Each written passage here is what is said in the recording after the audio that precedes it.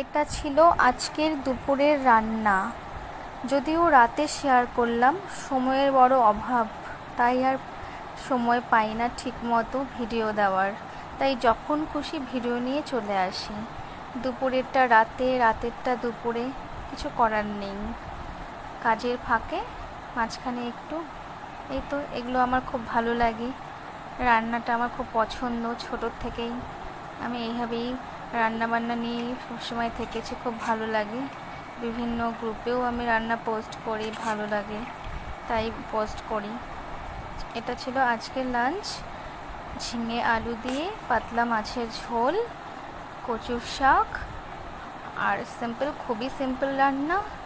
কাঁচা আম মাখা করেছিলাম, সেটাও দিয়ে রেখেছি খাওয়ার মধ্যে।